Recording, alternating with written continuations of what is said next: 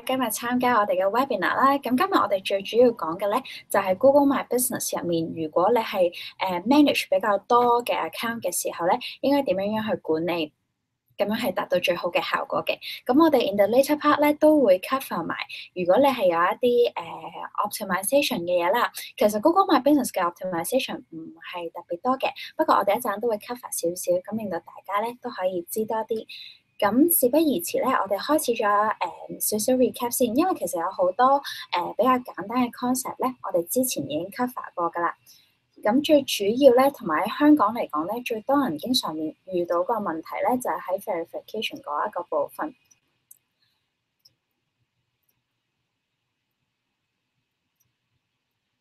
咁好簡單，做一個 recap 啦。上次咧講得比較多咧，可能係你點樣去 create 一個 Google My Business page 啦，然後你點樣去 claim 佢。嗱，咁其實要喺 Google Search、Google Map 呢啲Google 嘅 product 上面展示出嚟咧，你個 minimum requirement 咧就一定要係 verify 咗嘅 business page 先至得嘅。咁但係你要令到你個 Google My Business page verify 到咧，有好多唔同方法。咁比較簡單啦，我哋話可能譬如你得一個Google My Business page 嘅時候咧，你可以直接去 create 一個新嘅 page 啦，即係你直接去 Google My Business，即係 business.google.com 嗰度 create 一個 page 就得啦。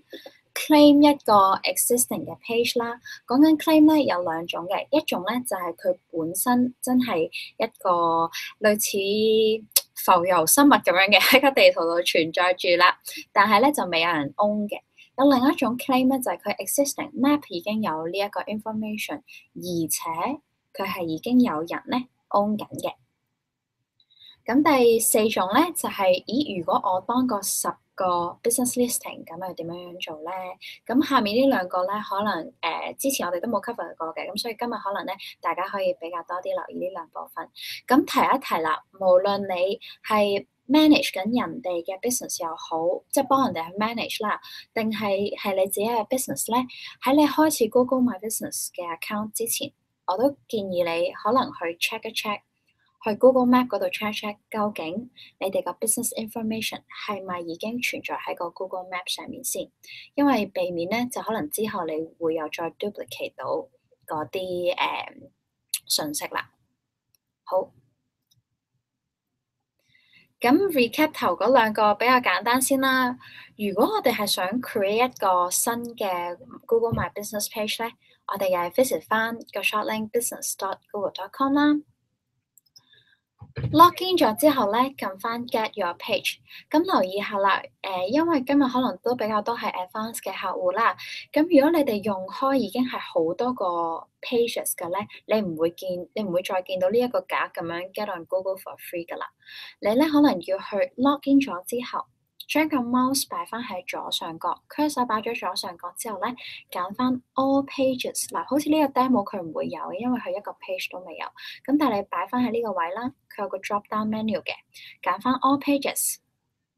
咁之後咧，你就見到可能你本身有嘅 existing 嘅一啲 business information，右上角咧就再揀 get your page 或者 create your page。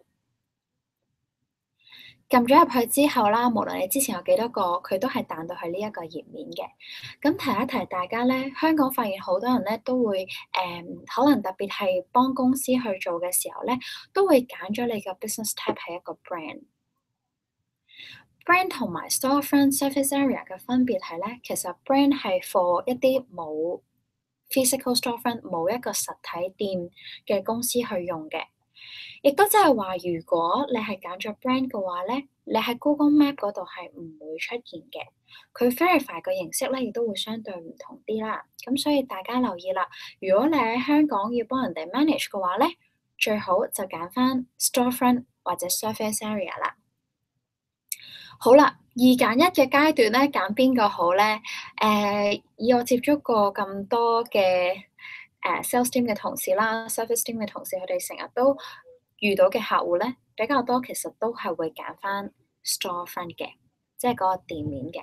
因為其實咧surface area 係 for 一啲你真係有 provide 送貨服務嘅，咁先至會揀。如果唔係你本身實體店啲客係要去你哋個鋪頭咧，咁你哋揀翻 storefront。Surface area 咧唔係唔揀得，但係你一陣間 in the later stage 咧，上次都有講過，可能你要留意翻啦，你究竟會唔會 show 你嘅地址？因為 surface area 咧，佢有一個選擇就係俾你揀話，我咧就送貨送銅鑼灣、灣仔、金鐘區嘅，但係咧我就唔顯示我個地址出嚟嘅，咁亦都即係話咧喺地圖度咧，亦都唔會有一個好明顯嘅紅色 point 咧 show 緊佢哋。咁呢個大家留意下啦。總括一句簡單啲嚟講，就係你一入到嚟呢度你就揀 storefront 就衰唔得去邊㗎啦。好，之後咧你入咗去之後咧就會見到呢個地圖啦。嗱，呢個地圖嘅呢一個 bar 係好神奇嘅，佢話緊俾你聽究竟 Google 係咪已經有你哋嘅 information？點樣去 search 咧？如果你入嚟呢一版之前已經去 Google Map 度 search 過自己係有你自己嗰個 business 嘅，你直接打你個 business name。如果冇嘅話咧，你都可以照打。幾時揀打 business name 定係揀 address 咧？譬如你嗰個 address 真係好 prominent，你又想試下嘅，都係先試 business name 之後先試 address。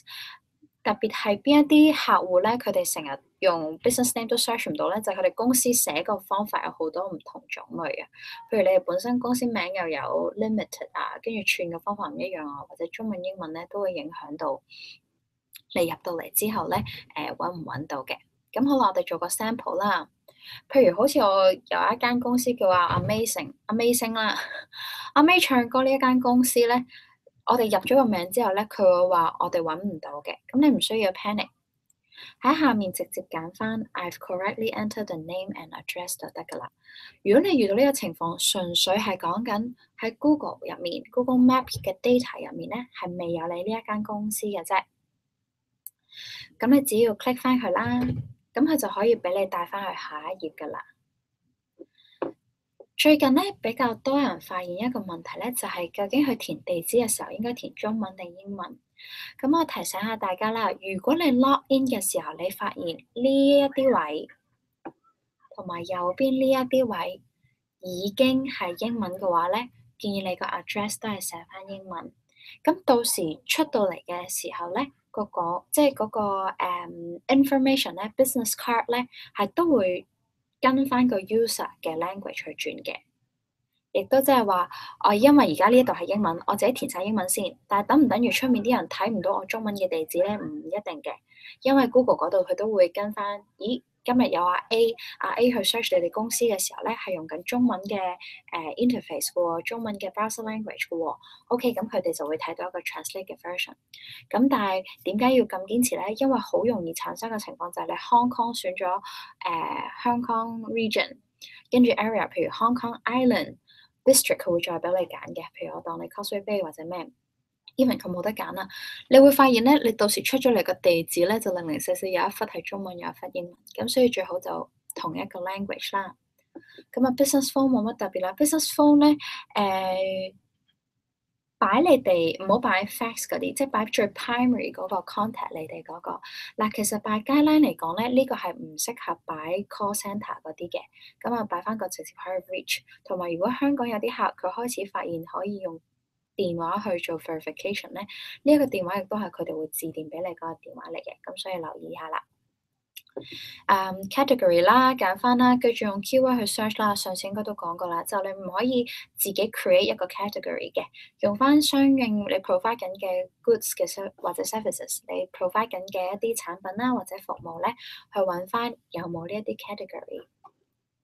呢一個就頭先我講啦，如果你係有送貨係 surface area 咧，呢個佢會 tick 咗佢嘅，咁 tick 咗咧，佢就會問翻你咯，你送貨嘅範圍喺邊度啊？咁呢個係唔一定要 click 嘅，唔一定要 click 嘅。咁講完，如果你係當新嘅 create 一個 page 之外咧，我哋頭先講嘅第二種咧，就係地圖本身已經有你哋嘅 information 啦，而且咧佢係冇人 manage 緊嘅。咁咧，你就可以去入你哋嗰個公司名啦，你會見佢 suggest 埋俾你，甚至乎有埋個地址嘅。如果係啱嘅，你就 click 翻去。咁佢就會問翻啦，你係咪 authorize 去 manage 呢一個㗎？咁你 check 翻話我係 authorize 嘅，撳翻 continue 咧，咁佢就會直接去嗰個 verification 嘅 process 㗎啦。咁如果喺香港咧，佢而家都有啲 call me now 嘅，但係未必每一個客人都會有呢個 option 或者 work 到。咁所以我哋最傳統嗰一隻講翻個 mail me my verification code 咧，你就可以撳落去。小心啲，呢個咧係要撳嘅，你唔撳咧，佢係唔等於已經去 verify 嘅。好多客戶見到呢一個格咧，佢諗住，咁即係佢打緊俾我或者 mail 緊俾我啦，咁我就 continue verify later。咁就等咗好多個禮拜都未收到，因為其實佢就冇申請過。咁所以一定要撳咗佢。你入到嚟呢一版啦，填咗呢一啲 information 啦，撳咗 send postcard，個 postcard 先至真係 send 咗俾你嘅。如果唔係，你就白白等住一兩個禮拜都收唔到噶啦。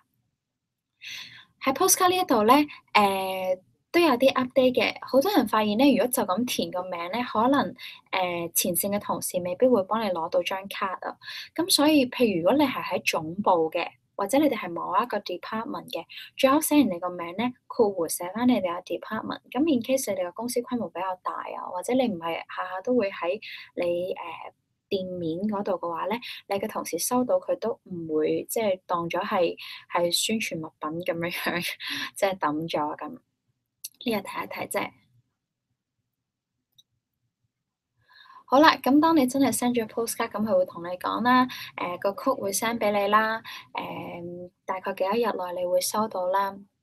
咁個 code 如果 send 咗俾你咧，佢計30日 valid 嘅啫，所以如果遲過30日收咧，可能你嗰個 code 咧，你發現冇辦法入嘅。仲有一種比較多人而家遇到個問題咧，就係佢申請完冇幾耐，佢又再申請。咁當你申請過2次以上嘅 verification code 嘅時候咧，個系統只會認新嗰個password 嘅啫，舊嗰個唔認嘅，即係個 pin code。譬如我今日而家我哋啱啱撳咗啦，係得到個 pin code 咧係12345嘅。咁咧14日後咧，13日後啦，我覺得我等咗13日啦，好耐啦咁樣，咁啊不如我再申請過啦，可能上次唔得，咁一申請咁佢就係6、7、8、9、10日，冇10日嘅，好啦，4、5、6、7、8、9，係咁樣咧。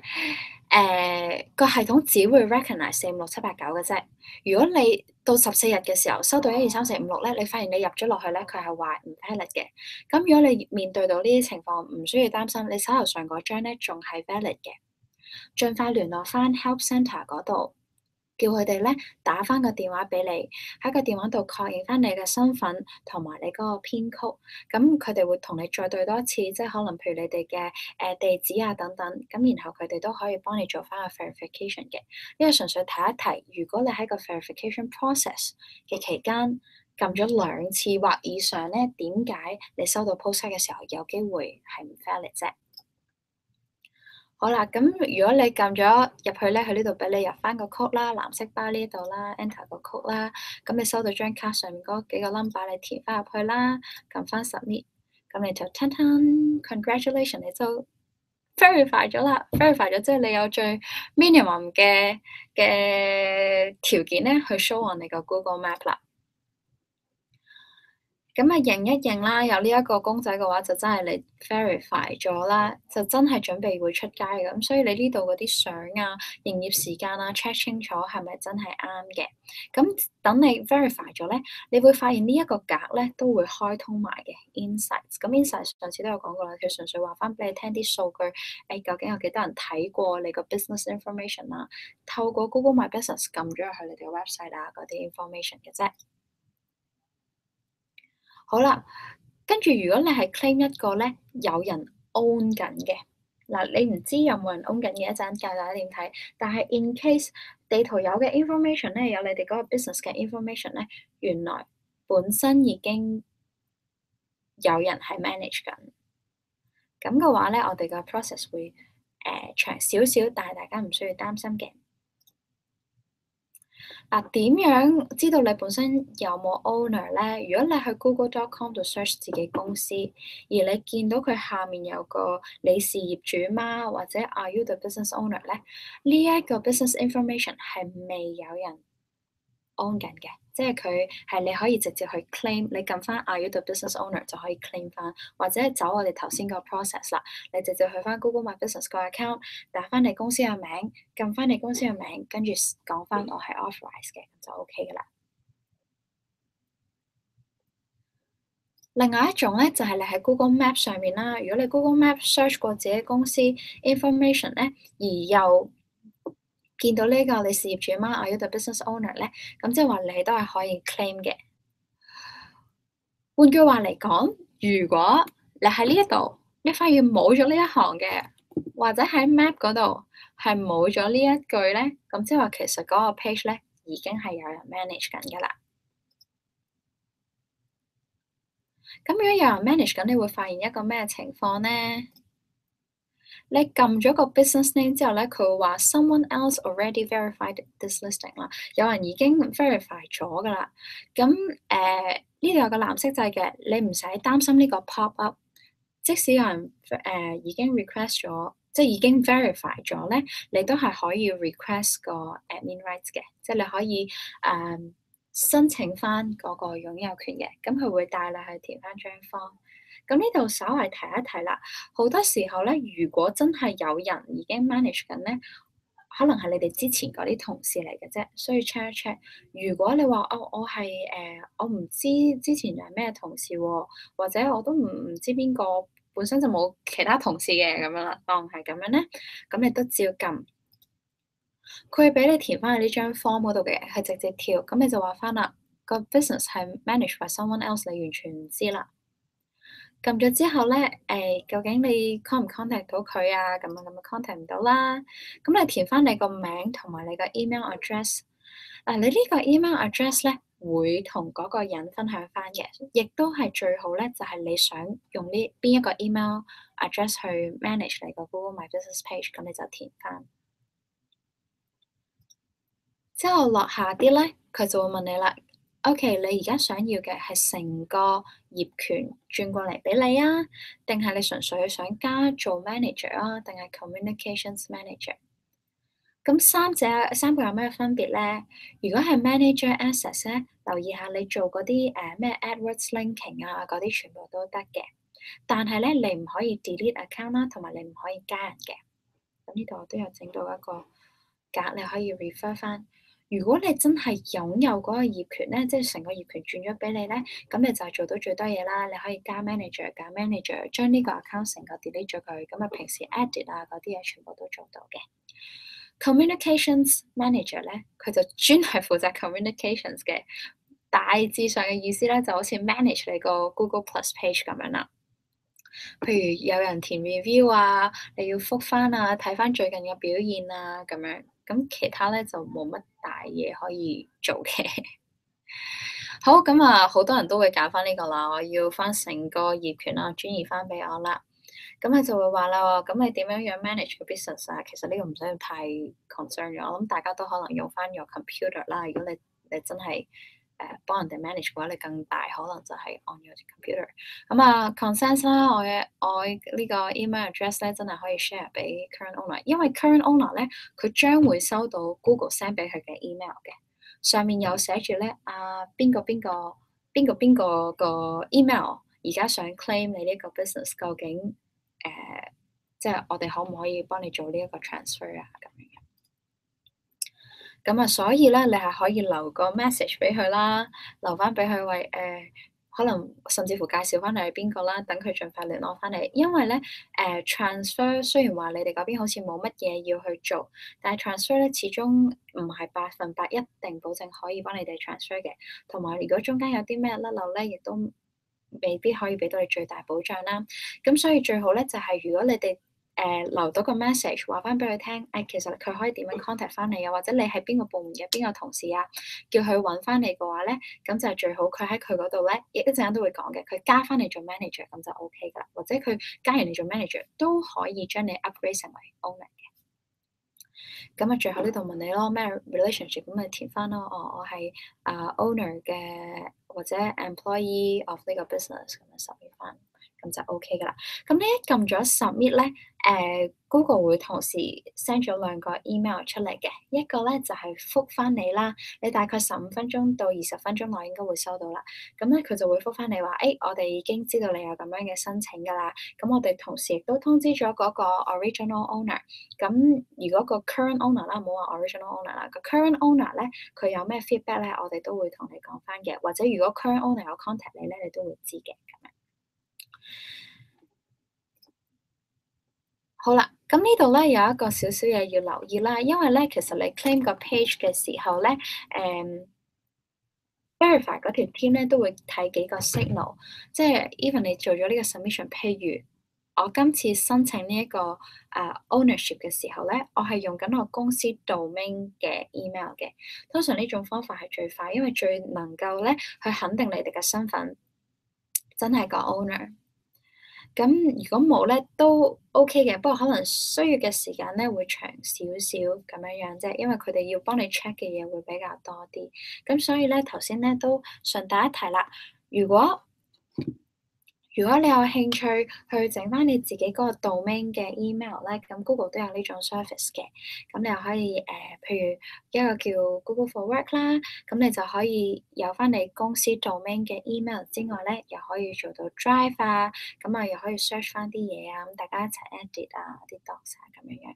咁如果你對 Google for Work 有興趣咧，你稍後都可以聯絡返 Charles 啦。咁呢度係佢嘅 email。咁講返頭先 Google My Business 嗰度先。如果你已經收到個 email 或者佢有覆到你 email 咁就最好啦。如果冇嘅話咧，就有人 contact 你啦。咁如果嗰個人 current owner 有 reach 翻你，好啦，你點樣教佢去加翻你做個 manager 咧？你叫佢 login 翻去佢個 Google My Business 嗰度，然後咧佢佢揀翻佢嗰個 business 啦。喺右邊呢個 user log 即係一定係 current owner 個 login 嚟嘅，咁佢先至會睇到呢個 page 啦，which is verified 咗嘅。咁喺 edit 嗰度，edit 嘅右邊有一個齒輪嘅掣，撳咗咧揀翻 settings。上面第四個1、2、3、4咧，呢度 managers 呢個位撳一撳佢，咁你就可以加 managers 噶啦。咁啊，好簡單嘅 process 啫。咁你填翻個 email，你係要俾邊一個啊？咁你可以一次過加多個都冇問題嘅。咁個 level 係咩咧？係 manager level 定係 communication manager 咧？嗱，唔可以咁樣直接就係將人哋加做 owner 嘅。你要俾一個 process 佢，咁我陣間再講一講。咁你填完嗰啲 email，你就 send invitation 啦。如果你見到喺呢度係灰色咗，咁即係話其實嗰個人咧係 invite 咗啫，佢未 accept 嘅，所以唔好以為咧佢有咗呢個名喺度咧，就等於咁佢已經加入咗嚟啦，咁未得嘅，佢要去翻佢嘅 email 度做翻個確認。譬如啦，呢一個 email address 咧，佢呢度撳翻 become a manager，咁佢自己會彈到去呢一個 page 嘅。咁我喂，你係咪真係 make sure 要 manage 呢個 page 啊？叫 amazing 喎咁樣，咁你咪撳翻 accept 咯。manage page，咁佢嘅 login 咧都可以 manage 翻呢一個 page 噶啦，非常非常簡單，同埋冇時間限制嘅。即係你今日做完，可能你講緊幾分鐘內或者1個鐘內，你已經做晒所有嘢，加咗去做 manager 啦。咁但係咧，佢加咗你做 manager 咧，要轉做 owner 咧，需要1日嘅。就算你要佢榮升做老細咧。都唔可以話幾分鐘之內做嘅，咁你俾翻1日嘅時間佢。咁我通常見到啲同事都會提咧，就可能係1到2日會好啲嘅，因為最緊要咧就係個系統已經識別到嗰個新嘅 email 有做過 manager 嘅歷史，咁之後咧去翻呢一度咧，佢可以 select 翻 manager，將佢轉做 owner 嘅，非常簡單，就係咁樣啦。好，啱啱講過嗰啲咧，都係一啲比較簡單嘅，即係如果我係得10個 business 以內嘅，我都可能逐個去申請翻啦，逐個去 verify 翻啦，甚至乎咧去加 manager 咧，都係咁樣去做，都係喺一個叫 Google My Business，business.google.com 嘅呢一個平台去做嘅。如果你係有多過10個 business，咁點算咧？都唔係話10個唔同嘅 business，講緊10個係一樣嘅 business，但係唔同嘅 storefront。咁嘅話咧，你就要用 Google My Business Locations 啦。提一提大家啦，如果你唔係 same business，你就算多過10間咧，譬如我手頭上有30間鋪，30間鋪其實係嚟自20個唔同嘅 business 嘅，咁你要用翻 Google My Business。Google My Business Locations 咧就唔係你適合，亦都唔會得到 verification 嘅。OK？咁啊，呢度純粹有 link 啫。如果大家要揾呢個 link 嘅話，去 Google 度 search 翻 Google My Business Locations 都揾到噶啦。咁佢轉咗個新版啦，而家個 new look 都好靚嘅。咁入咗嚟咧，你以前你譬如你喺 Google My Business 嗰度加過嗰啲address 啊、business name 啊，都會入晒嚟嘅。OK，你要 manage 佢嘅話，就咁撳翻佢就可以 manage 啦。咁呢個 dashboard 咧，如果你撳咗入去 manage 嘅話咧，咁佢就會 show 翻同 Google My Business 差唔多嘅啫，又係個名啊、地址啊、contact 啊，你要改嘅話就撳一撳佢去改咯。Homepage 係啲乜嘢啊？你見呢啲 information 同你 Google My Business 嗰個 dashboard 係差唔多，咁零零舍舍佢係多咗個 store code 啫，因為佢係 for 如果你真係 log in 喺呢個interface 嗰度入嚟嘅，咁其實理論上你應該好多鋪，咁多鋪咧你就每個鋪都要 set 翻個 store code 啦。咁右邊呢度咧有個好快俾你可以 check 到，喂，而家我因為佢已經 verify 咗啦，佢 live 緊，究竟實時嘅 Google Search 或者 Google Map 一出嚟係點樣咧？你就可以撳咯，咁你可以睇到，究竟我而家 search 右邊有冇彈出嚟啊？或者我個 map 顯示出嚟嘅時候顯示成點啊？有咩 insight 啦？有冇人填 review 啦？呢啲都睇到啦。咁啊，下面呢度啦，managers 啦，你需唔需要加 manager 啊，或者去 remove？咁呢個盡量係睇嘅啫。如果你真係想 manage 咧，我都比較建議你去翻 Google My Business 嗰個 page 去 manage。除非你係講緊你想加嗰個 manager 咧，你係想去 own 好多個，即係你10個 business，你10個都要加去做 manager 嘅。咁我哋一陣有另外一種方法。好，翻返去之前嗰一頁咧，咁我哋睇翻啦。除咗呢一度有概括咗你之前喺 Google My Business 有加過嘅 business information 之外咧，你見到佢有個 status 嘅，有分 live 啦、unverify 啦，或者佢有一啲其他嘅 wordings。只要個 status 係紅色咧，其實佢都係未 verify 嘅。得綠色就等於 live，就即係等於出緊街嘅啫。unverify 就未 verify 啦。missing store code 就係你未加翻個 store code，咁你加翻落去咪得咯。duplicate 嘅話咧，佢都會提醒你嘅，最好就 remove 翻啦，因為 duplicate 咗咧，其實 duplicate 嗰個係唔會出街嘅。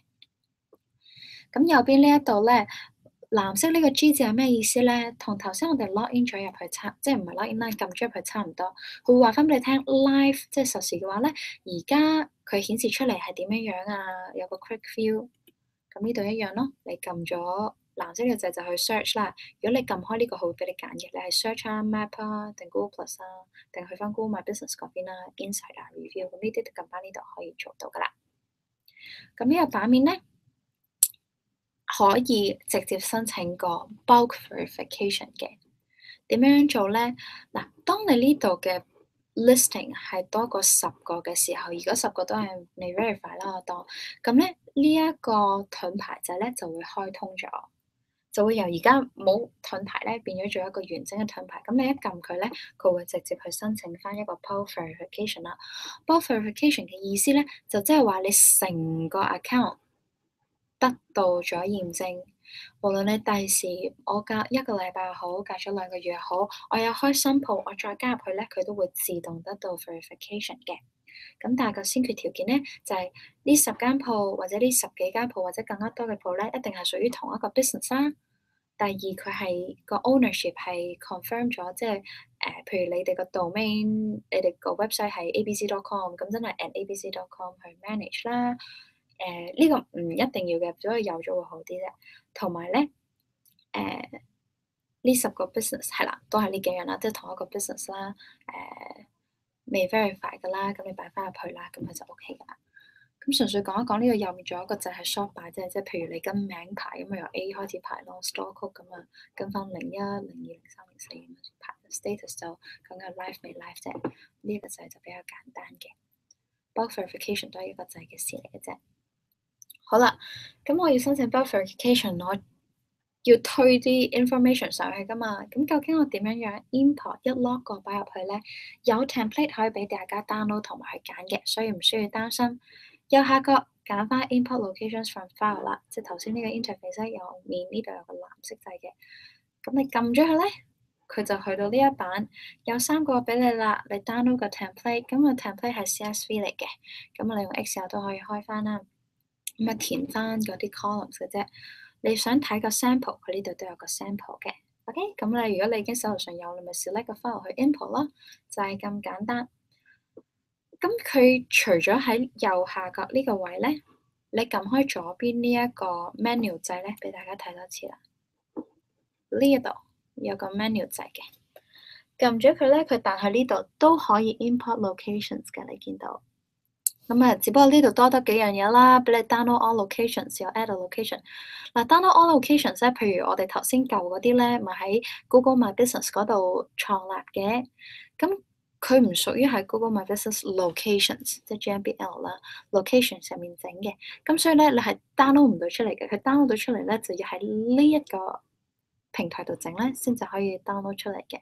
咁咩叫喺呢個平台度整咧？除咗 import 咧，你可以逐個 add location 咯，咁佢都可以得嘅。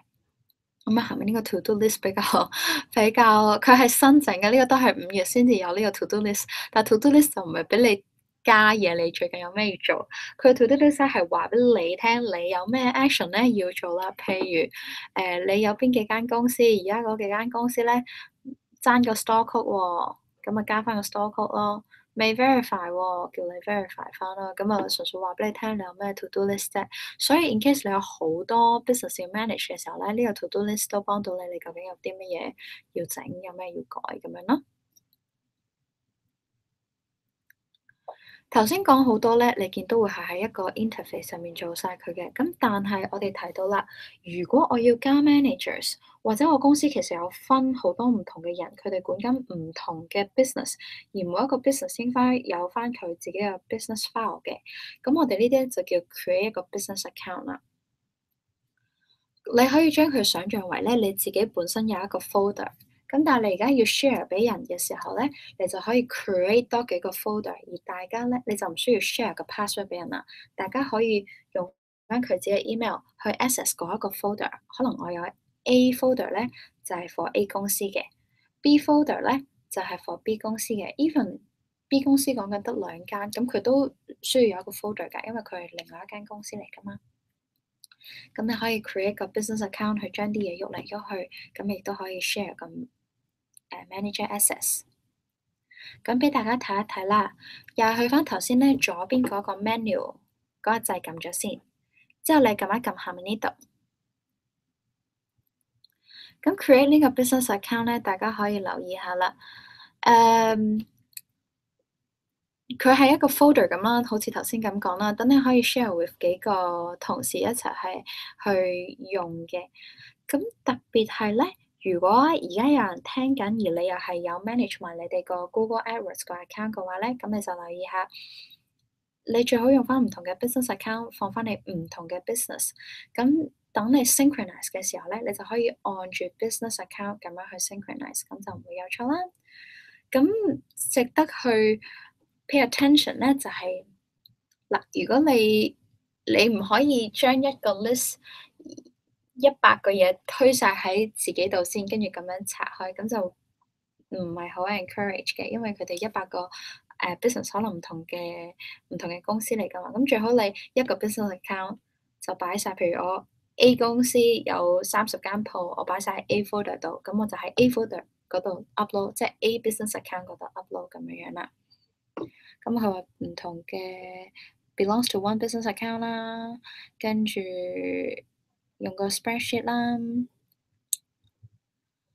OK，呢個 manager 一陣都會講嘅，即係其實每一個 folder 咧，佢可以 A folder 就有呢幾個人做 manager，B folder 咧就另外嗰幾個人做 manager，咁 C folder 咧可能有啲 A folder 嘅 manager 同 B folder 嘅 manager 去 manage 咁樣樣啦。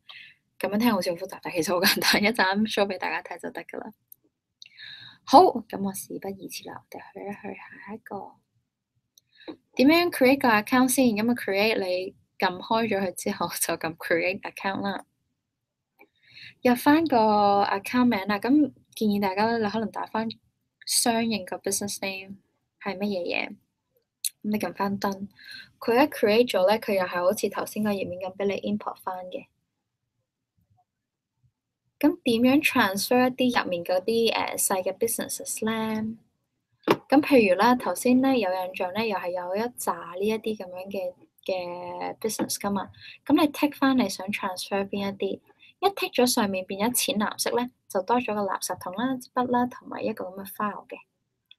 撳翻呢個 file 嘅 icon 咧，其實就等於去 transfer 啦。佢話誒呢兩個你要抌入去邊一個 folder 入面啊？咁呢即係邊一個 business account 啦，咁你咪揀翻個 business account，撳 transfer ownership，就係咁簡單啫。咁佢自動會轉咗過去噶啦。咁你用你嘅 login 咧入翻去呢一啲 business account 咧，你又可以 manage。咁你嗰一個 folder 係 share 咗俾咩人嘅，嗰啲人亦都可以入去嗰個 folder 度 manage 咯。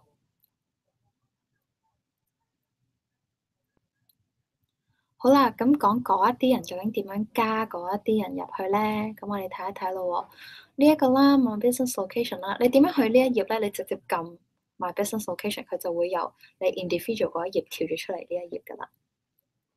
咁我當我而家要 share 綠色呢一個 folder 俾人哋啦，咁我咪撳咯，加跟住加 managers，即係打動呢個掣仔，跟住撳 managers。咁啊，你填翻究竟我要俾邊個啦？同頭先 Google My Business 其實好似嘅，撳完嗰啲之後撳登，咁你有印象啦，佢就會 send 咗個invitation 俾嗰個 manager 啦。呢度你會見到你係 invited 嘅狀態啦，已經邀請咗佢啦。你想放棄邀請咁咪撳翻交叉啫。check 個 email，好啦，email 咧就收到咯喎，話你 become 個 manager 啦。咁你撳唔撳翻呢個掣咧？佢就應該會跳翻去呢一度嘅。咁就話誒，你係咪要做呢一個 account 嘅 manager 啊？咁你撳翻 accept 咯，咁就 OK 噶啦。好，做乜事？好，咁之後我哋講下咧，成日遇到嘅問題。嗱，其中一個問題就係咧，有一啲比較大嘅客戶咯，可能佢以前已經有用緊Google Plus 噶啦。咁但係因為你每一次創立一個 Google My Business 嘅 listing 咧，即係一個 business 咧，或者一個 location 我哋叫，佢都會附送埋一個 plus page 俾你嘅。咁你可想而知，譬如我要一點喺個地圖度，一個紅色點喺個地圖度，就會多咗一個 plus page。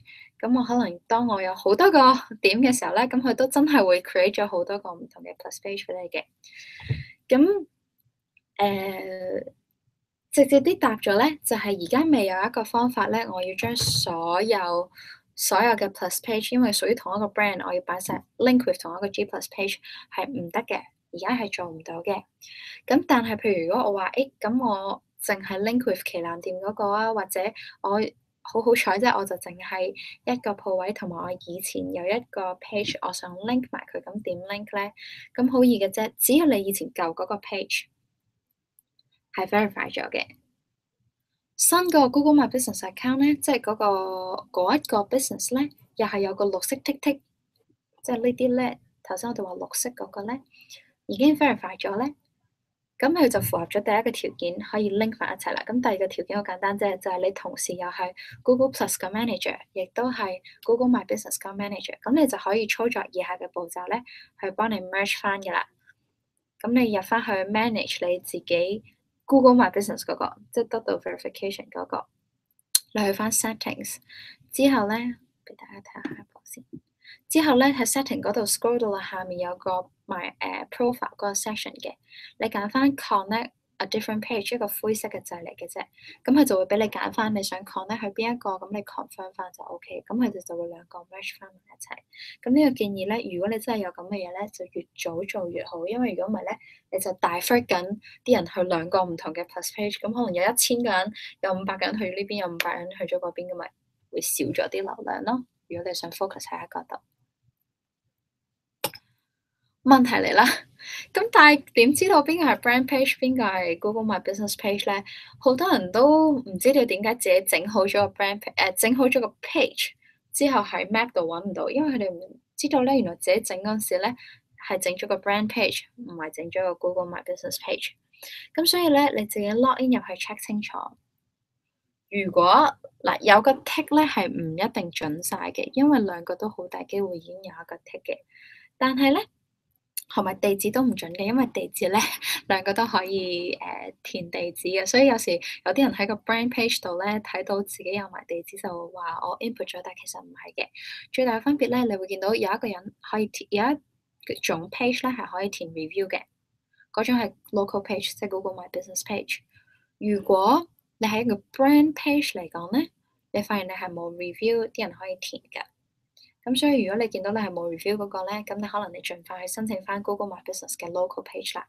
譬如頭先我哋講過啦 ，storefront 或者係 surface area 嗰種啦。好，答一啲常見嘅問題先。究竟咧喺 desktop 同埋 mobile 度嗰個出有咩分別咧？其實喺 desktop 嗰度出咧，因為 desktop 大家都係即係上網咁樣樣啦，開翻 Chrome 咁樣去 browse 嘅時候咧，佢會用 organic 排名，自然排名最高嗰個彈出嚟嘅。mobile 相反咧，佢未必一定揀自然排名最高嗰個，可能佢會揀咧喺你附近嗰一個展示出嚟嘅，譬如一啲連鎖嘅快餐店或者連鎖嘅食店咧，你會發現你 search 嘅時候咧，佢會 search 翻，譬如 at least 係喺港島區或者係翻嚟九龍區或者邊一區嗰一啲附近嘅 listing 俾你嘅。咁呢個係最主要嘅分別啫。咁所以如果你想 desktop 排得好啲咧，都有少少 optimization 嘅要做。坦白嚟講咧，Google 點樣去認識你間公司咧？其實佢會 crawl 好多唔同嘅 information 嘅。究竟你個 business 或者你個 website 有幾多公司已經有呢啲 information 而又俾緊 Google，咁啱你又有申請咧，咁你自然 Google 會熟你啲啦。咁但係未必每個人都知道佢後面佢係點樣操作或者點樣去整嘅。咁所以最直接嘅方法咧，就係有人幫你填 review，有人幫你填 review 咧，其實令到地圖會覺得，你比較或者成個 Google 嗰個system 咧，比較知道你係多人會去揾你哋啦，揀你哋啦，同埋你哋係一個 valid 嘅 business，因為 even 通過 verification code 咧，亦都好容易有一啲係 fraud 嘅 business 噶嘛，咁所以呢一度佢哋都會留意翻咯。咁其實頭先我講個填 review 咧，佢仲有一種好處係，佢唔係淨係記幾多個 review，佢會睇埋究竟有幾多人 show 咗出嚟之後會撳。所以如果嗰個人填得 review，其實佢某程度上已經 search 你嘅 business name，同埋已經有 interact 過你嗰個 knowledge card 啦，即係你嗰個 business card 㗎啦。咁所以呢一樣嘢咧，大家都可以留意下。咁啊，最好叫翻啲客戶幫你哋寫翻啦，填翻啲評論啦，俾翻啲星星你哋啦。咁喺香港嚟講咧，好 fluctuate 嘅，即係冇話我填夠幾多個 review 咧，我就可以喺一日之內或者一個月之內 show 到出嚟。你大概要俾翻2到3個月佢咧，等個地圖熟你。嗱，唔一定要2到3個月嘅，因為我真係見過有啲 case 咧，可能佢講緊一個月內，佢可能儲到某一定嘅雙位數嘅一個 review 嘅時候咧，都自然會有佢個 business 好 prominent 咁樣 show 咗出嚟。咁所以呢啲可以交翻俾大家自己去 manage 翻或者去試下啦。好，第二個點解有啲 business 咧會 show without zooming 咧？好。呢個上次都會有提過啦，因為咧，譬如香港大家都有食火鍋嘅習慣咧，可以將成個地圖咧由 2D 咧將佢諗做 3D。OK，大家都係唔同嘅丸嚟嘅，牛丸、魚丸、貢丸咁一齊抌晒落去。咁打邊爐嘅時候，邊啲會浮喺面啊？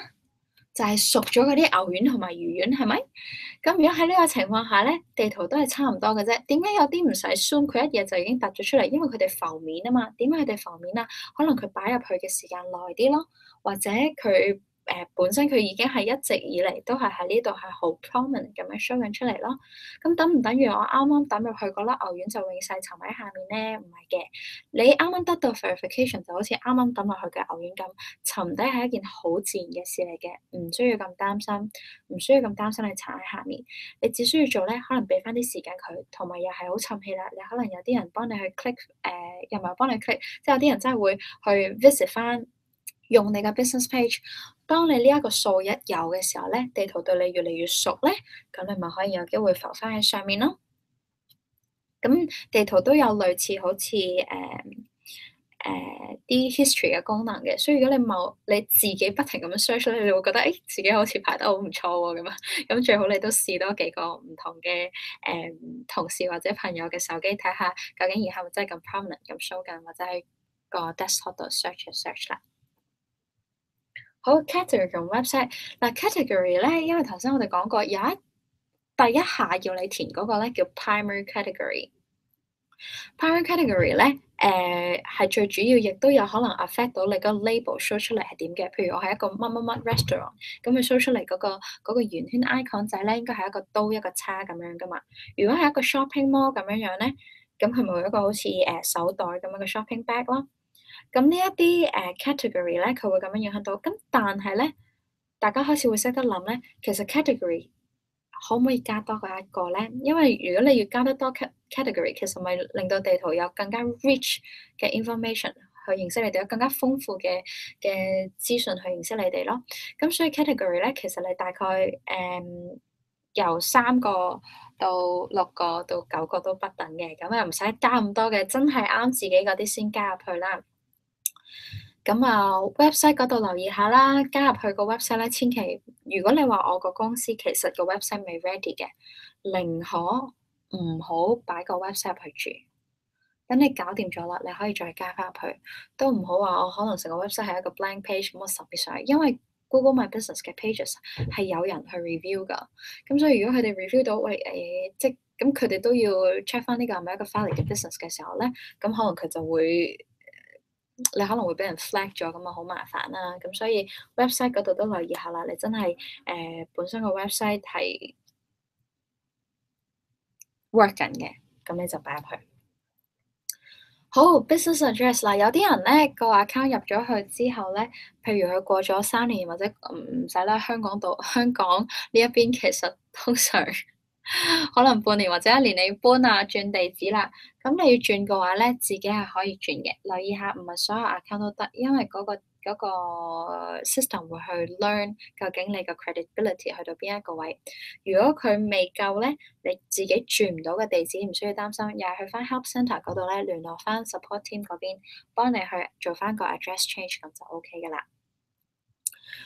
填 review 等唔等於去咗 Google Plus page 咧？嗱，上個禮拜開始更新咗之後咧，大家填 review 只會彈出嚟 review 嗰一格嘅啫，即係佢唔會。如果有印象咧，或者之前有用開咧，填 review 佢會先去咗你個 Plus page，之後再彈個評論嗰個格出嚟嘅。而家咧直接喺 search，即係 Google.com 嗰度，或者喺Google Map 嗰度咧，就可以直接填你嘅 review 啦。佢唔需要再彈去 Google Plus page 噶啦。咁如果嗰個人真係要去你哋個 Plus page 咧，咁可能佢要去 Google Plus 度 search 啦，或者咧去翻 Google.com 嗰度 search，然後下面有你哋嗰個 organic 嘅 result，咁你就可以加翻入去啦。好，仲有一個咧就係 manage Google My Business on Mobile 啦。未必每一個人都咁熟用電腦嘅。如果你係幫人 manage 緊，你又加翻嗰個當可能係你啲客啊，或者你啲朋友啦，你幫佢 manage 緊，但係佢自己又要 manage，又要定期 po 相或者定期去 check 翻，佢又唔可以用電腦嘅話咧，手機係有 app 嘅，叫 Google My Business。咁無論 Android 啦定係 iOS 都有，咁你可以 download 翻個 app，log in 翻咧，都可以同電腦差唔多咁樣去 manage 嘅。咁當然佢嗰個限制會多少少嘅，即係你唔可以 delete 個 page 啊等等啊嗰啲 information。但係普通就咁睇下啲 insights 啊，睇下啲 review 啊，upload 下啲相啊嗰啲係絕對冇問題嘅。好，最後咧有好多人可能都會同時用緊 Google AdWords 嘅。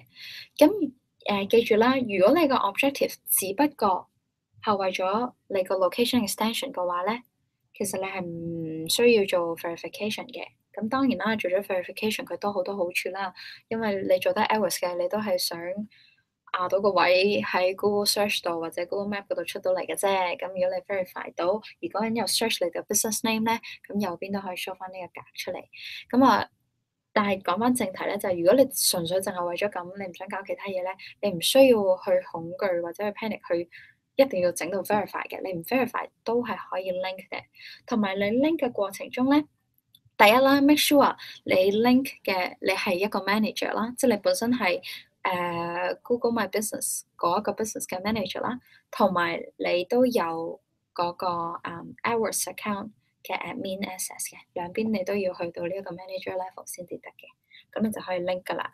link 咗之後咧，有好多唔同嘅 level 可以揀 locations 嘅，即係可能兩個 account，我一個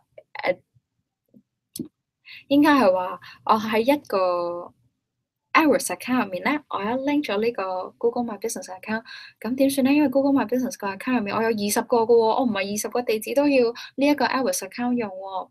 咁嘅話咧，你係可以 filter，而呢個 filtering 咧喺成個 AdWords account level 做又得，你去到 campaign 嗰個 level 做又得，或者你縮窄到我唔同 ad group 用唔同嘅 location extension，唔同嘅地址得唔得啊？都 OK 嘅。